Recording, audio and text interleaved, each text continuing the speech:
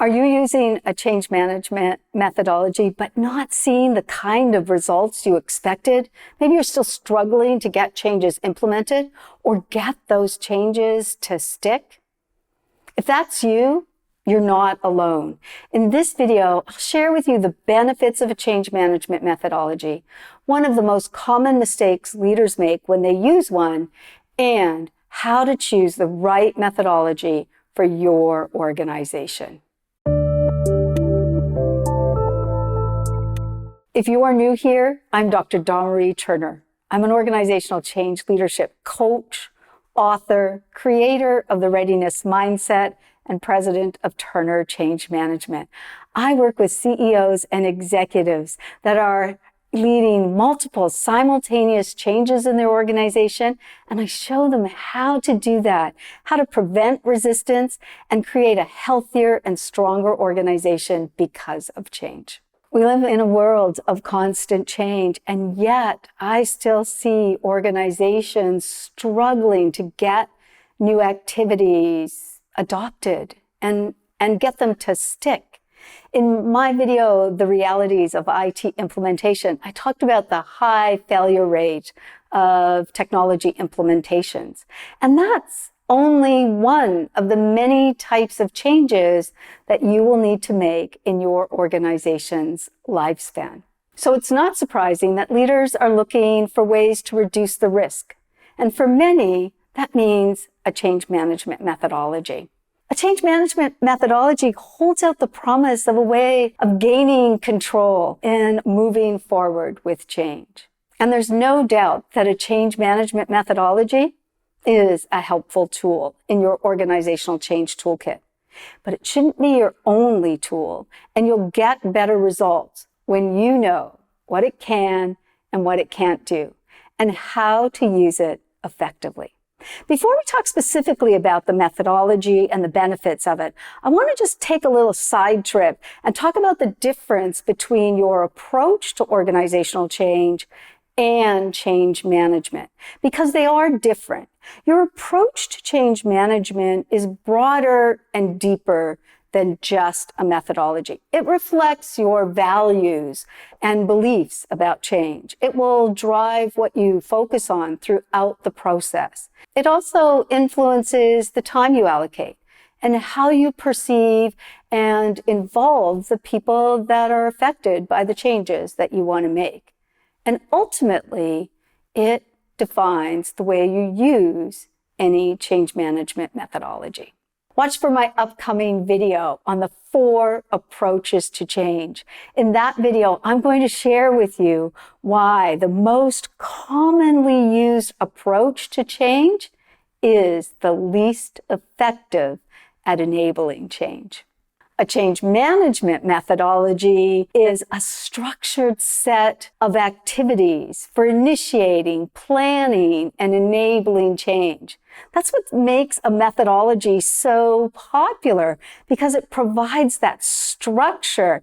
It organizes the activities and what's needed to enable change, like other methodologies, project management or business process reengineering.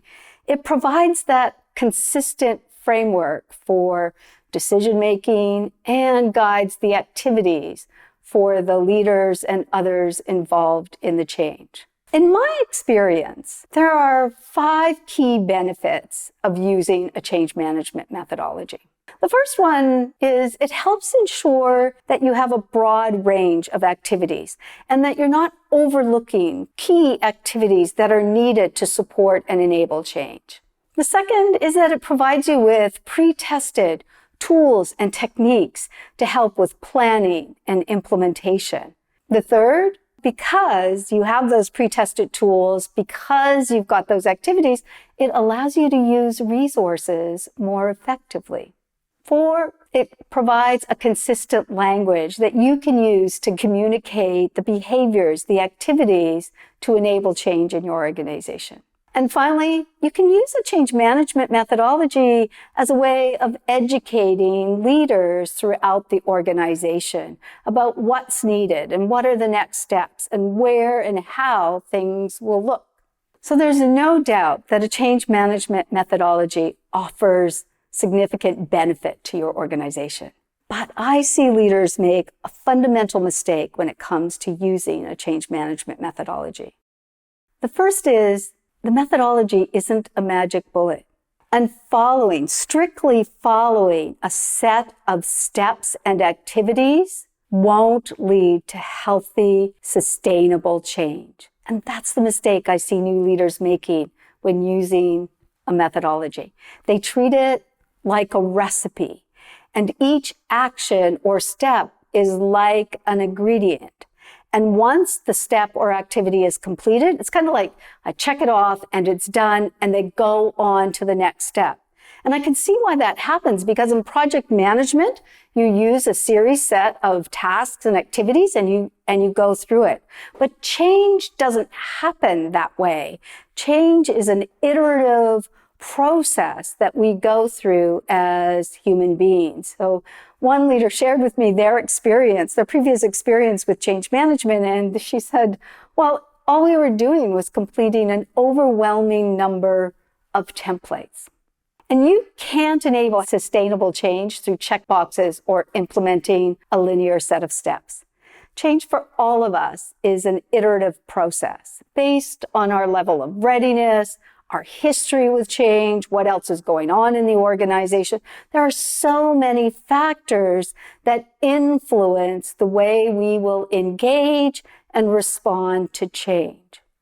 So you want to use your change management methodology as one tool in your organizational toolkit. And the people that use that methodology need to have an underlying knowledge of the change process, of what are the tools and what is underlying those tools, that to know when to use a tool, when not to, and how maybe to use one of the tools in that change management methodology a little bit differently to affect an outcome that you need in your organization. And I'm going to talk a little bit more about that in a subsequent video on leveraging your change management methodology. So if you haven't already hit the subscribe button, do so now so that you'll be notified when that video comes out. There's no shortage of change management methodologies. The key is choosing the one that is right for your organization. So here are 3 things to consider when you're choosing a change management methodology. The first is its philosophy, its principles, all of those tools and templates grounded in science? Are they there because the science and the evidence supports those activities, or just because they worked before? The second is, can it be easily adapted for large or small changes? And will it fit for a variety of leadership styles? And the third, is it iterative? And can it be integrated with other methodologies your organization is already using? I've already talked about that change doesn't occur in a neat series of steps. So your methodology needs to encompass the iterative nature of organizational change. That's it for now. I'll look forward to seeing you again soon.